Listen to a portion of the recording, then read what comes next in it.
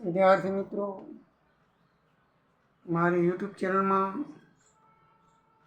તમારું હાર્દિક સ્વાગત છે. આજે આપણે સેવા પદ્ધતિ 2ની અંદર થિયેટરનું સેવા પડતર પત્રક જોઈશું. મિત્રો, આપણી હોટલનું, હોસ્પિટલનું બે જોયા અને ત્રીજો પ્રકાર છે થિયેટર. તો થિયેટરનું જોઈ લઈએ એટલે ત્રણેય પ્રકાર પૂરા થાય. પછી આપણે સ્વાધ્યાયના દાખલા 1-2 લેશું. તો મિત્રો, ઉદાહરણ નંબર 7 એ થિયેટરનું છે. રૂપાલી થિયેટરના ચોપડામાંથી 31/31/3/25 નીચે મુજબનો હિસાબ જોવામાં આવેલ છે. તો સૌથી પહેલાં આપણે રૂપાલી થિયેટરનું સેવા પત્રક લખી. કુલ સીટ 750 છે. એની કેપેસિટી થિયેટરની. તો એમાં પહેલું લખ્યું છે પગાર. મેનેજરનો પગાર 4000 રૂપિયા છે માસિક લેખે. આપણે લખવાનું છે વાર્ષિક. ગુણ્યા 12 એટલે 12 ચોકું 48. 8 ચોકીદાર છે, દરેકનો પગાર મહિનાનો 800 છે. એટલે 800 ગુણ્યા 8 ગુણ્યા 12 એટલે 74800. 2 ઓપરેટર છે, માસિક પગાર 2000 છે.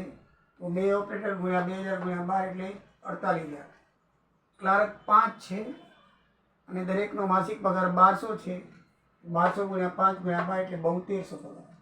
એટલે ટોટલ સ્ટાફનો પગાર મિત્રો 2,44,800 રૂપિયા થાય. આના સિવાય બીજા ખર્ચા આપેલા છે, જે દાખલામાં આપેલા છે. વહીવટી ખર્ચ છે તે 43,600, વીજળી ઓઇલ 45,000, કાર્બન 15,000, પરચુરણ ખર્ચ 25,760, જાહેરાત ખર્ચ 60,000, પ્રિન્ટ ભાડું 1,81,600. અને મિત્રો, મકાનની કિંમત લખી છે 10 લાખ. એમાં એવું લખ્યું છે કે તેનું અંદાજે આયુષ્ય 20 વર્ષનું છે. તો આપણે દર વર્ષે કેટલા રાખવા? તો એને 20 વર્ષે ભાગી નાખીએ. દર વર્ષે 50,000 આપણે એને ઘસારા ખાતે લઈ જવા પડે. એટલે 20 વર્ષે મકાનની કિંમત 10 લાખ આવી જાય. બરાબર છે. પ્રોજેક્ટર અને સાધનોની પડતર કિંમત 6 લાખ છે અને એના પર 10% ઘસારો ગણવાનો છે. એટલે 6 લાખના 10% એટલે 60,000 થાય. તો મિત્રો, આ બધી દાખલાની જ રકમ છે અને એકદમ સીધી ને સરળ રીતે આપેલી છે. તો આપણે સેવા પડતર પદ્ધતિમાં આપણે લખી શકીએ છીએ. એમાં કોઈ જાતનો વાંધો આવતો નથી.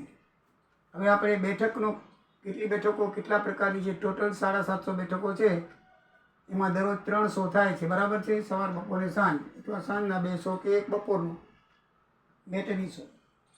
300 થાય છે. અને સીટોના આપણે કુલ પ્રેક્ષક શો આપણે કેટલા થાય, પ્રેક્ષક દીઠ આપણે કેટલી થાય એ જોવું પડે. તો મિત્રો, એમાં લખ્યું છે કે દિવસ છે એ 360 વર્ષના થાય, લખવાના છે 365 નહીં, ગુજરાતી પ્રમાણે. અને કુલ ક્ષમતાની 80% બેઠકોનો ઉપયોગ થાય છે, બધીનો થતો નથી એમ લખેલું છે.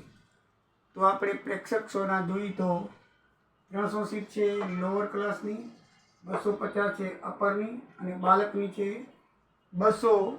આ રીતે છે. અને 360 દિવસે ગુણવાના છે. અને 3 ખેલ થાય છે એટલે ગુણ્યા 3 કરશું. અને બધા 80% વપરાય છે માટે ગુણ્યા 80%. તો એમ ત્રણેયનું કરશું તો 300 ગુણ્યા 360 ગુણ્યા 3, આ 250 છે અને આ 200 છે. એને ગુણાકાર કરી અને 80% કરીએ તો 2,59,200 લોઅર ક્લાસ આવશે. અપર ક્લાસ 2,16,000 આવશે અને બાલ્કની આવશે 1,72,800. કુલ પ્રેક્ષક શો 6,48,000 આવશે.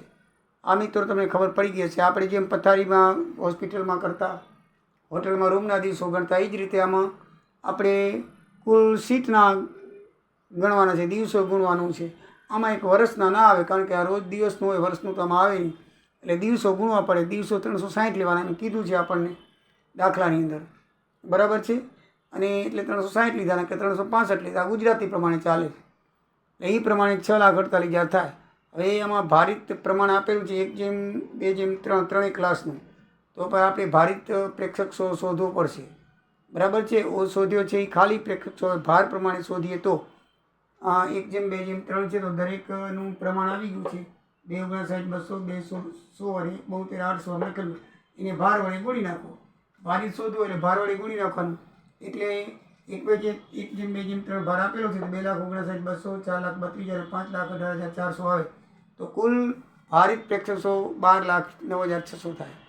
આ કુલ પ્રેક્ષકો છે. આપણે હિસાબમાં આ લેવાનો ભાર આપેલો હોય અલગ અલગ પ્રકાર એટલે ભાર હોયેલો લખેલો જ હોય. એક પ્રકાર હોય તો આ કુલ હોય, બાકી અલગ અલગ પ્રકાર હોય તો એમાં ભાર લખેલો જ આવે અને ભાર પ્રમાણે જ આપણે હિસાબમાં લેવાનું હોય. બરાબર છે મિત્રો? તો હવે આપણે જોઈએ આનું ટોટલ આપણે જોઈ લીધું 7,25,760 થાય. બરાબર. હવે લખ્યું છે કે નફો કુલ આવકના 25%. હવે કુલ આવક તો આપણને ખબર નથી એટલે આપણે અગાઉ જોઈ ગયા છીએ કે કુલ આવક 25% એટલે પડતરના 33.1 તૃતીયાંશ એટલે 33.1 થાય, 100 તૃતીયાંશ થાય. બરાબર છે? એ પ્રમાણે આપણે 725 760 ને ગુણ્યા 33.1 તૃતીયાંશ એટલે 100 તૃતીયાંશ ગુણો એટલે નફાની કુલ આવક 25% એટલે કે પડતરના મુજબ 33.1 તૃતીયાંશ થાય તો 2,41,920 નફો આવે. એટલે હવે આપણી કુલ આવક 9,67,680 થાય. આ આપણે આગળના દાખલામાં જોઈ ગયા છીએ કે કેટલી આવક હોય તો પડતર કેટલી કહેવાય. યાદ રાખવાનું 25% નફો કુલ આવક ઉપર તો પડતરના 33.1 તૃતીયાંશ થાય. એ બરાબર યાદ રાખજો. બરાબર છે મિત્રો? તો આપણે કુલ આવક 9,67,680 થઈ. તો હવે આપણે ટિકિટનો દર શોધવો હોય તો એકદમ ઇઝી છે. કુલ આવક ભાગ્યા કુલ ભારિત પ્રશ્ન કુલ આવક 9,67,80 ભાગ્યા 12,09,600 એમ કરીએ એટલે 0.80 પૈસા ટિકિટનો દર આવે. હવે આપણે એને ભારિત વડે ગુણી નાખો એટલે દરેક ટિકિટની ક્લાસ આવી જાય. લોઅર ક્લાસ 0.80 ગુણ્યા 1, અપર ક્લાસ 0.80 ગુણ્યા 2 અને બાળકની છે 0.80 ગુણ્યા 3. એ પ્રમાણે કરશો તો લોઅર ક્લાસની 80 પૈસા આવશે, અપર ક્લાસના ₹1.60 આવશે અને બાળકનીના ₹2.40 આવશે. આ રીતે મિત્રો આપણે દરેક ટિકિટની કિંમત મળી જશે.